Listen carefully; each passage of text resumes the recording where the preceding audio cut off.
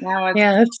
all right, and we are live. It is Friday at noon, and you know what that means. Nottingham Ale, boys, Nottingham Ale, no liquor on earth is like Nottingham Ale. Nottingham Ale, boys, Nottingham Ale, no liquor on earth is like Nottingham Ale. Nottingham Ale, boys, Nottingham Ale, no liquor on earth is like Nottingham Ale. Nottingham Ale, boys, Nottingham Ale, no liquor on earth is like Nottingham Ale. All right, happy Friday, everybody. I am Brandy Berry Benson, one of the directors of the BBE, and I'm thrilled to have our guest here with us. So, if our friends would introduce themselves. I'm Leanne Dale Ragusa. I'm one of the other directors of the BBE, and I'm streaming to you from Bloomington in Indiana. And I'm thrilled to introduce our friend and colleague, Martie Perry, who plays violin and viola and does everything wonderfully. So, and Martie's also streaming from Bloomington, right? Yes. Well, thank you for being here today. Thank you for having me. This is fun. Yay, we're so glad that you're here with us.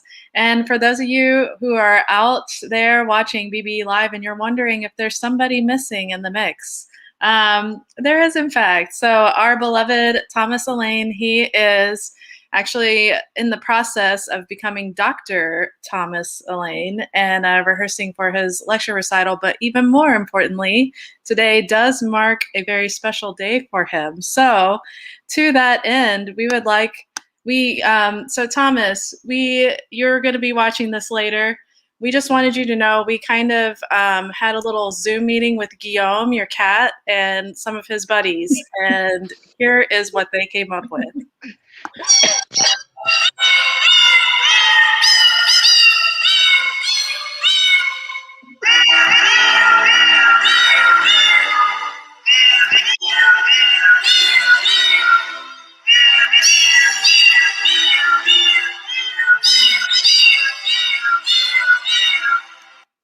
All right. So happy birthday, Thomas, wherever you are, if you're in the middle of rehearsals, and we will catch you later.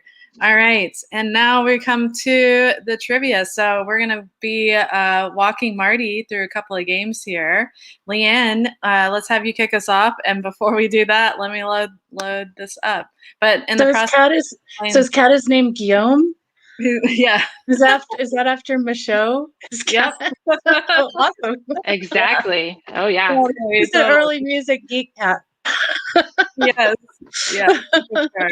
Yeah, totally. So here is, so Leanne will go through kind of the instructions here while I get this set up. And all right, so the first game is The Sordid Lives of Composers.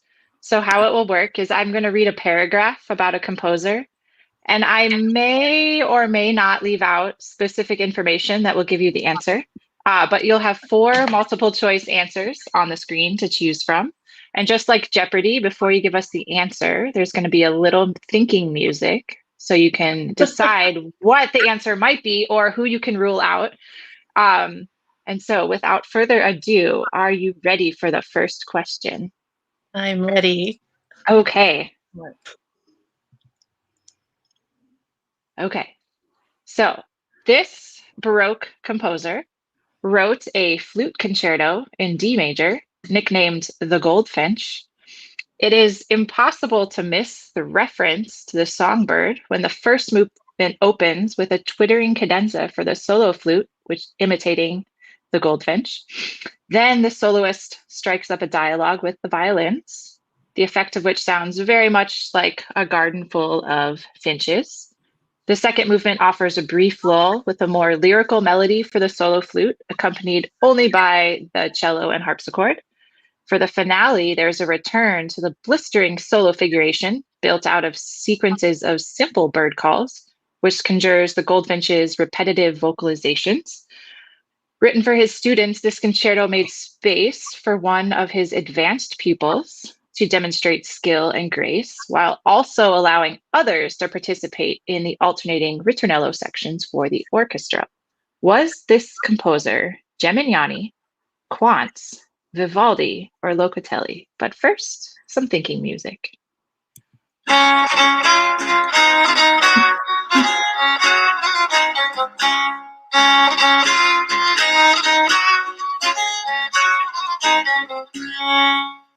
Do you have any guesses, Marty? I do have a guess, and I love your little picture of a goldfinch that you've put up. And we've been enjoying our bird feeder also in the backyard during this pandemic. And our dog, there's a little stool and there's a little window, and the dog looks out at the bird feeder. Aww. He's mostly only interested if a squirrel is hanging on the bird feeder, not interested in the birds. She is. I don't know if we've had any of these finches, but I'm going to guess that this is Vivaldi. Nice. All right. Brandy, do you have any other? Yeah, or maybe you've played it? Yeah, I'm also thinking Vivaldi as well. So. Oh, you are both correct. Have either of you played this? I don't know that I've played that one, actually. Okay. I don't know if I think I've played the Tempest more with flute players. Probably. Yeah, but this one is very much a bird call the whole time. But you guessed right.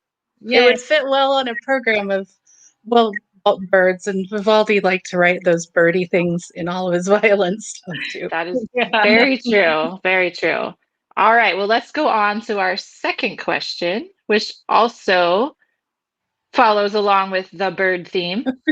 The nightingale and the cuckoo have been popular birds throughout classical music.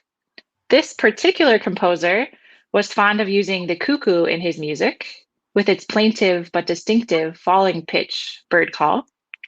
He quoted it in the aria Sweet Bird, in the opera The Cheerful, the Thoughtful, and the Moderate Man. It was also in the Nightingale Chorus, in the oratorio Solomon, and in his organ concerto number 13, which is also known as The Cuckoo and the Nightingale. Was this composer Purcell, Gluck, Pepusch, or Handel? But first, some thinking music.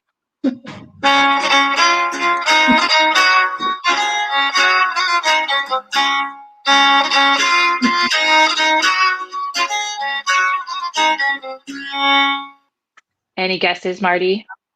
I again love the little bird picture, and it would work on we call it dog TV, the little thing where she looks out the window, the bird feeder. We were making her some dog TV. I am going to say, based on several other things that you said, I'm going to say it's Handel, George Frederick Handel. Yeah. And that is kind of cool to know about him liking bird figures too. Yeah, definitely. I'm going to also go with Handel, especially when you mentioned the oratorio and organ concerto. I was like, feel like that very much would be Handel. You are both correct. Good. Yeah. All right. So unfortunately, the next question is not about birds, but it is related to birds. So that going looks back, like dog TV too. I know, right? For our dog, that would be really awful, but our dog would probably taste a little lamb also. I mean, they would probably have fun. Yeah. So going back to the 17th century, this English theorist, composer, and viol player wrote a challenging set of fantasias called The Months. And he also wrote a set of fantasia suites on the Four Seasons. These seasonal suites are based on a favorite English device called the division, where short repeated motifs in the bass are divided into smaller notes. Each season lasts about 15 to 20 minutes and consists of a fantasy, an air, and a galliard, liberally laced with the kind of running ornamentation for which this composer, who wrote the division violist, is, because viola da gamba, so is it violist? Viola da gambaist? The gambist. He wrote the division gambist. We'll go with that. Best remembered. Comma gambist, right? Because gamba means anyway. Right. Yeah. Right. And these suites on the seasons are scored for one treble instrument, 2 bass viols, and continuo. So this is my picture of spring. And I thought lambs are, because they usually happen in spring. So is it Christopher Simpson, William Laws, Matthew Locke, or Jack Jenkins? But first, some thinking music.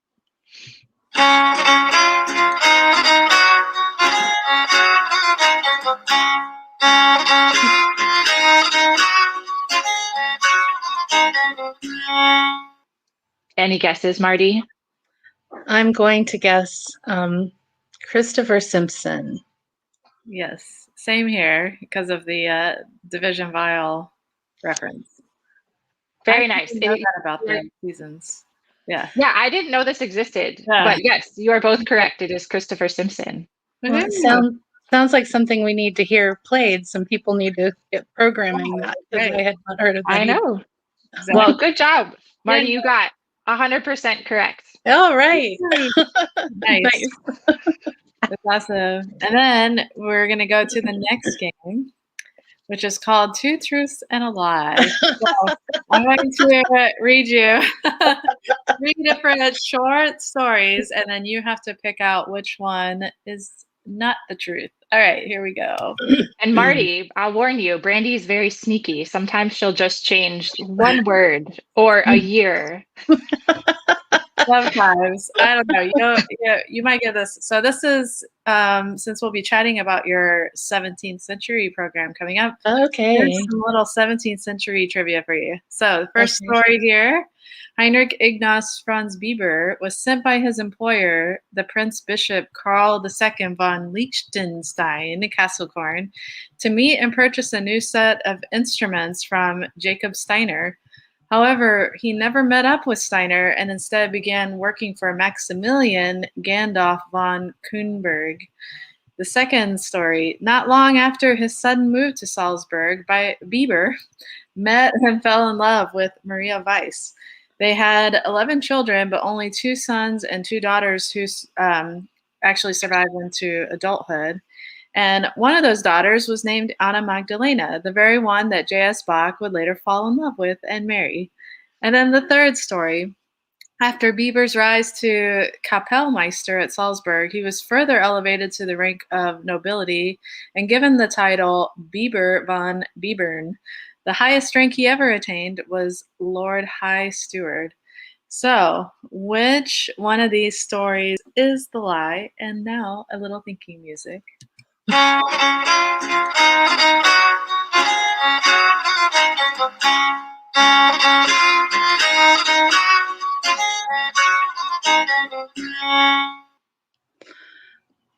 That's very cute how you made your Bach Beethoven guy have a Pinocchio nose for the lies. Well, and he's kind of pointing to the lie answer, I think. I think it's number 2. I don't think that he had a daughter named Anna Magdalena who later married Bach. That would be what That's I would what guess I was is the lie. gonna guess as well. Excellent.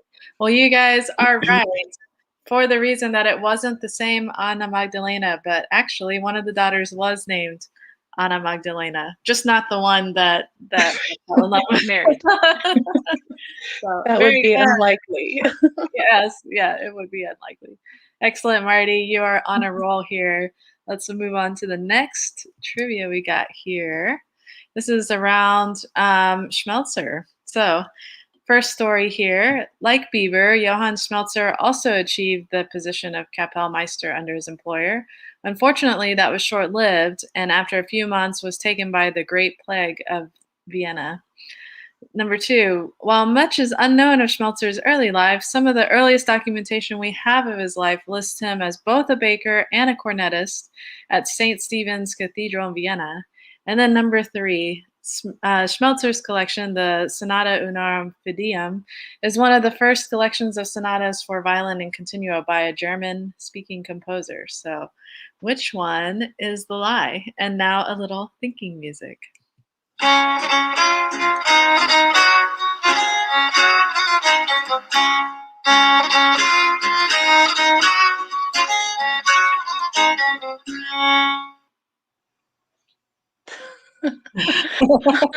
Well, I'm going to say that the nose is sort of pointing to the answer again, and I think the lie is number 2.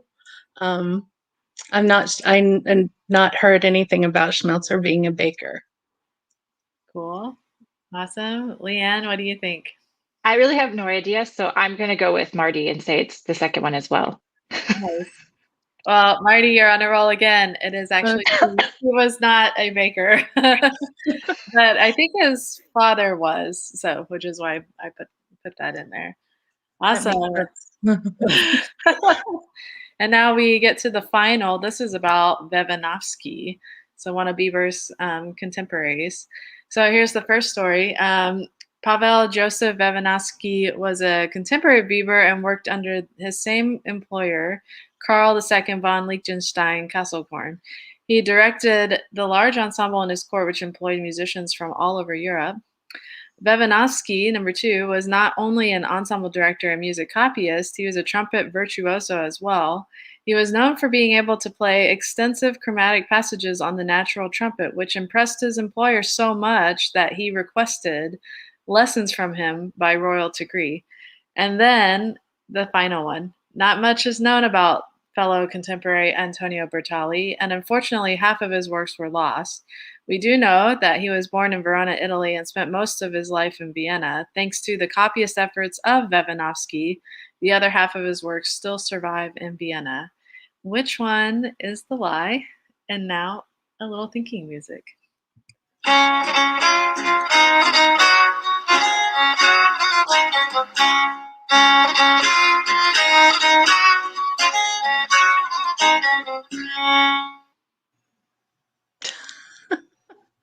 This one's a little trickier. I don't know about Vevanovsky. I'm going to guess number 1. Cool. But that might be wrong. Great. I have absolutely no idea. This is not my specialty. I'm going to go with one too, because Marty's on a roll. So Okay.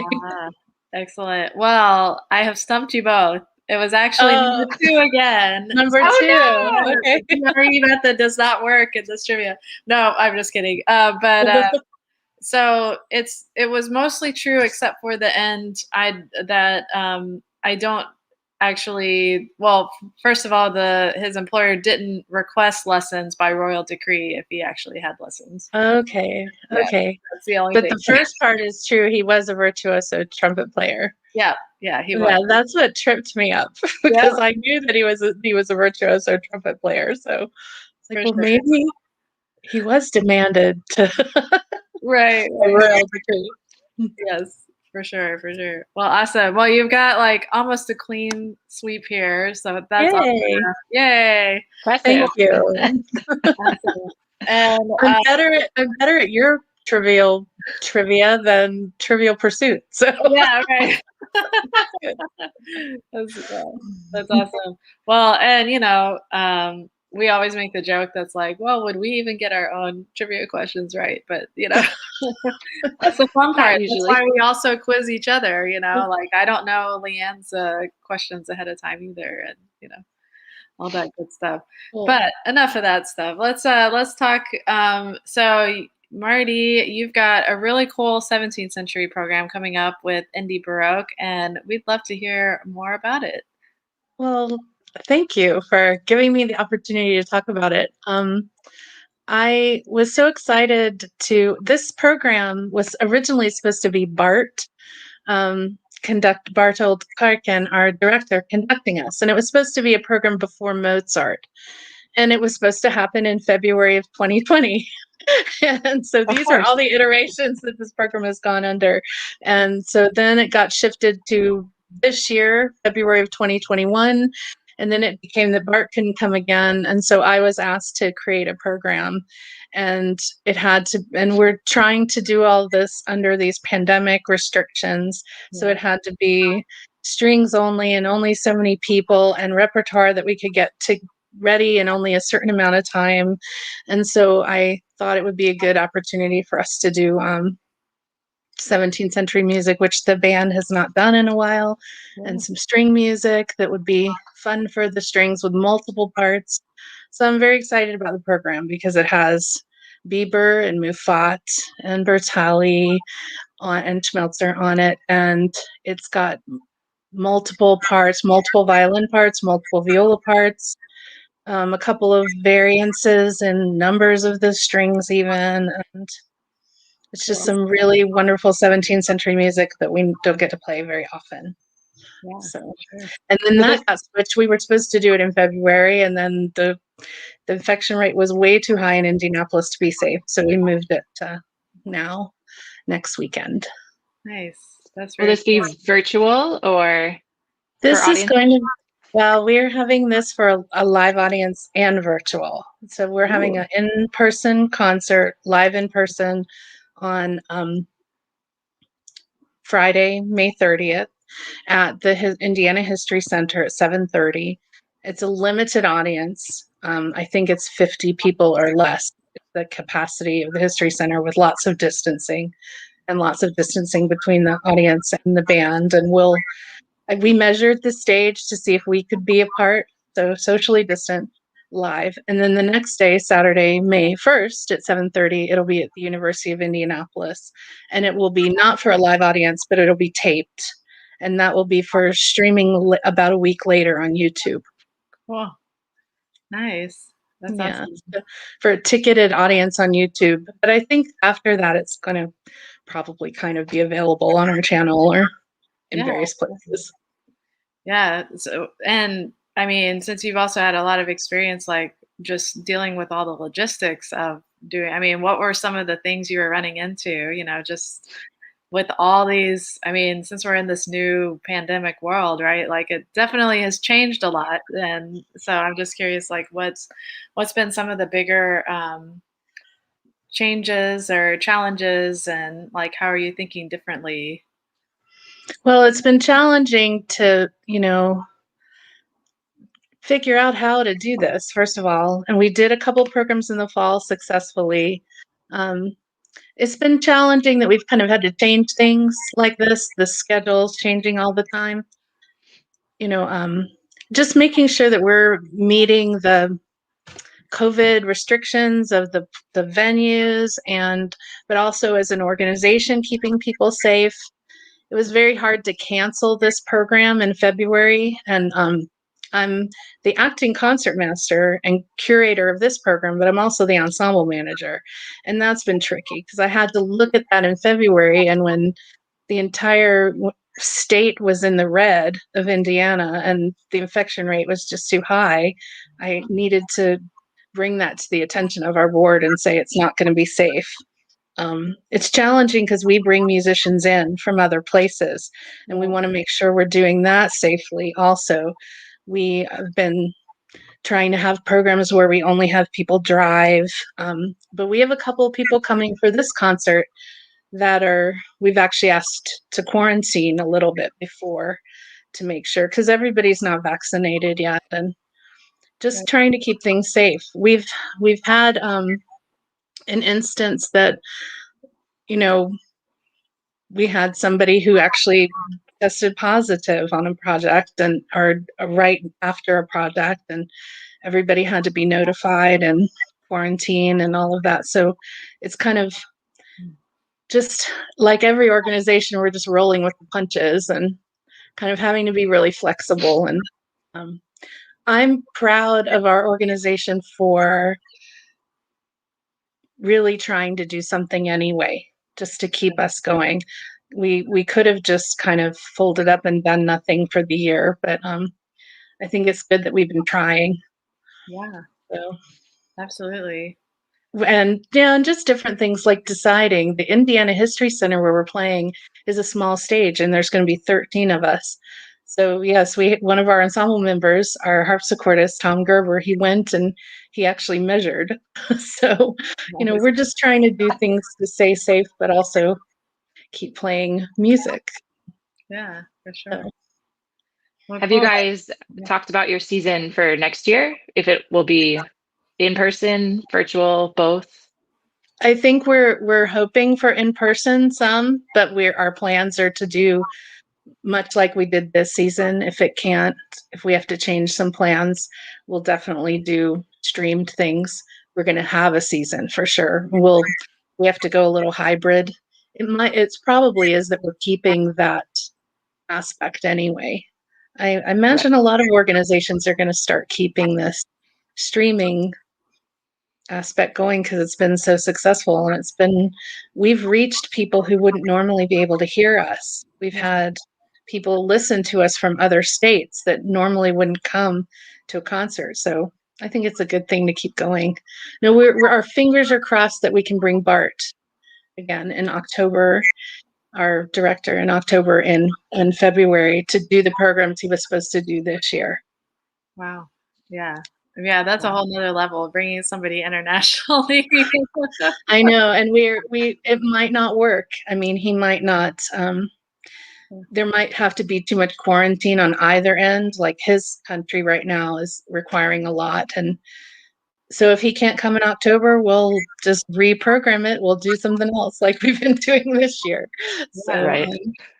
but we're hoping very much. Cool. Well, and yeah, to that end, like, so about the program, what was kind of is 17th century is also like just one of my favorite. I know it's one of your favorites too. Like, what were some of the inspirations, or like what were you, was there like an underlying theme or like story that you wanted to kind of have going as part of the program? Well, the story for me is about all this pandemic. This has been our story for all of us as musicians all year. And so I wanted to present a program that reflected lives of musicians. And that's where this music speaks really well. I wanted to highlight these composers. These composers come right after the 30 Years' War. And so the program is kind of to address how musicians would have reacted to a time in history like this, like the pandemic. And these composers that came right after the 30 Years' War lived through that, or their parents and grandparents lived through that. And I believe a lot of their music kind of emotionally reflects that, what they lived through. When Bieber is writing a battaglia and he's writing with war sounds, it's because as a child he was hearing these sounds. So I kind of wanted to do a blending of that, and there are going to be readings on the concert too, Nice. from the 30 Years' War, from the diaries of a nun, the diary of a cobbler, the diary of a soldier. Wow. And so I wanted this program. It's called Watchful Hearts because Muffat's piece is Cor Vigilans, which means watchful hearts. But that's kind of where a lot of us are at as musicians. We're watchful hearts waiting to go back to live concerts. We've all been in our houses, watching outside like my dog, waiting for the next thing. So I had hoped that I think these composers can tell a story. And if you hear the readings, the people who lived at the time of the war, that'll be a lot of context for these pieces. Nice. The great thing, well, Brandy, since she's a fan of 17th century, like me, knows that there's so much emotional life in these pieces. There's a story to tell in each piece. So whether it's literally the battaglia, or even when there's not a literal title like that, there's a lot of big changes of emotion and affect. And I think that these composers coming out of the 30 Years' War, wanting to write in this fantasticus kind of style, this is their reaction to that. They had so much they needed to say that they weren't able to say during the war. These were, like I said, they came after. So this is their reaction. For sure. That's cool. Yeah, I love that. The watchful hearts. Yeah. As we wait for post-pandemic life to come back and yes. all that stuff. Yeah, that's very cool. And any other things that are coming up for you after this project happens, or any other cool little fun things you picked up during the pandemic? We've been asking people that too, because it's been a very fun variety of answers. Well, IBO has another concert 2 weeks after that.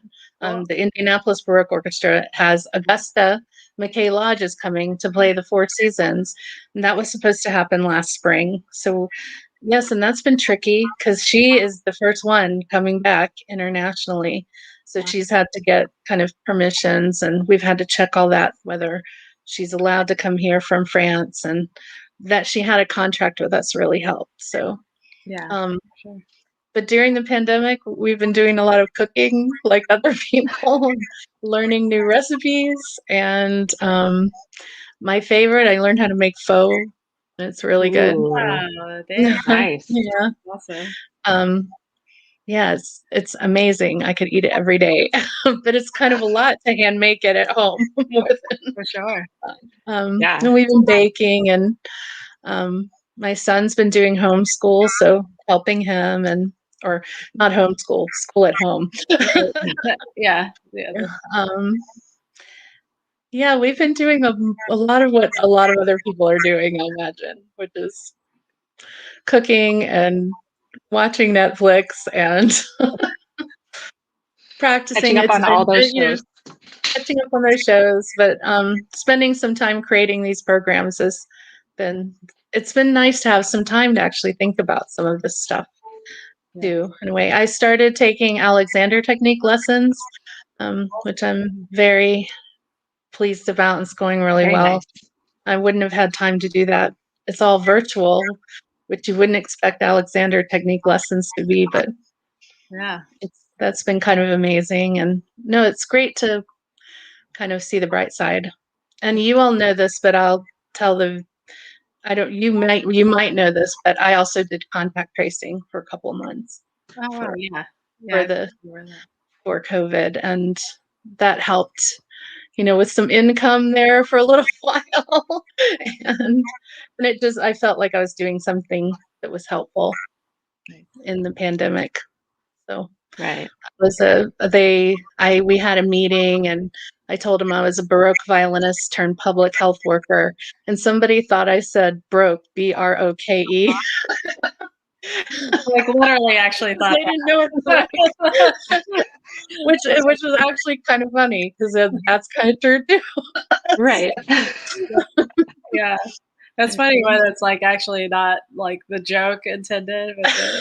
But I mean, Yeah, they thought I was making a joke, and I was trying to say I was a Baroque violinist, which of course made me realize that no one out in the world really knows.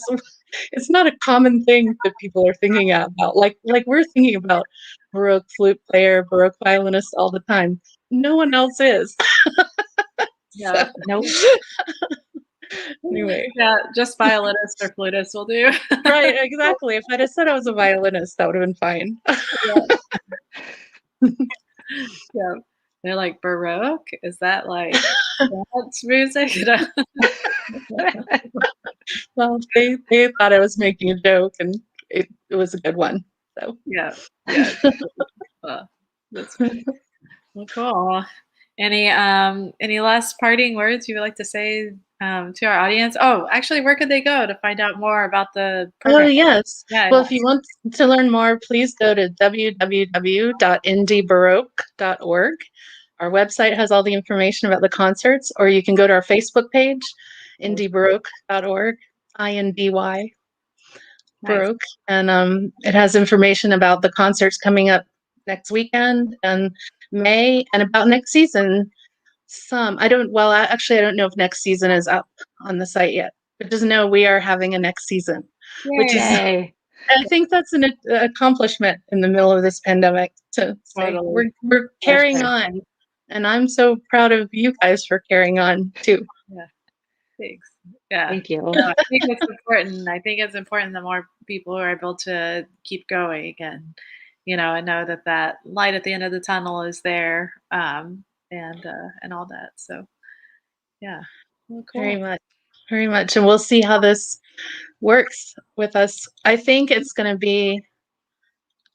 we're all going to feel kind of amazing or weird when we're all back in the same room together, 13 string players. I'm really looking forward to what that sound is going to be like again in person.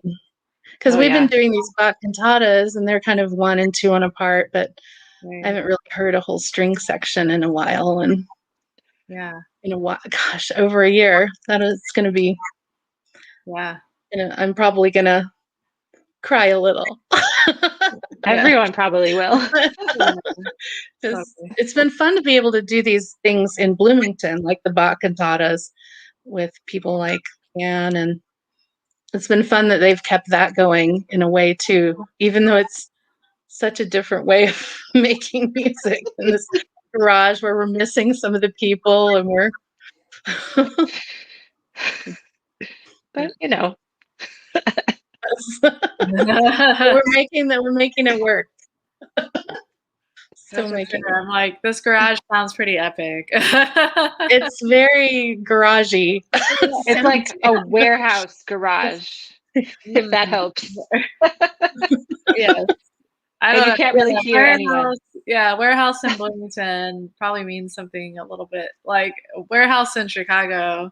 There's some interesting places that probably you wouldn't want to play in that, Well, this is new, the switch yard. It's only been there for a year, Marty, maybe 2 years. Oh, I think so. I think yeah. got really lucky because it had just opened. Yeah. And they of course didn't have anybody else using it for all these times we've needed it. So That's cool. Yeah. Yeah. I mean, yeah, trendy warehouse is a thing too. Yeah. That's a thing. yeah, this place this might be one of those trendy warehouses where people can rent it for weddings and stuff Right. later. Yeah. Although it does look like a garage. So Pretty much. But it's a clean garage. Yeah, it's a very clean garage. That's good because that was the next image that was like, dusty, lots of clutter everywhere. No, I'm just kidding. Literally just cement. There's nothing in there. Nice. So excellent. That sounds cool. Yeah, we have to bring our own chairs and stands and stuff when we need them. Right. It's true. That's true. Hey, well, making it work, Yes. Exactly. Well, very cool. It's been a good time to keep in touch with other people in this way. Yeah.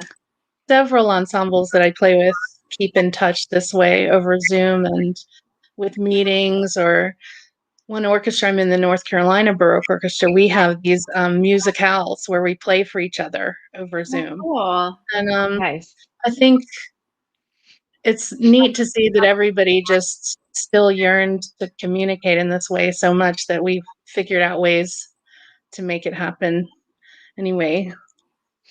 Like the show that you're doing has been kind of fun, that I can know if I'm ever kind of down, I can kind of watch this sometime.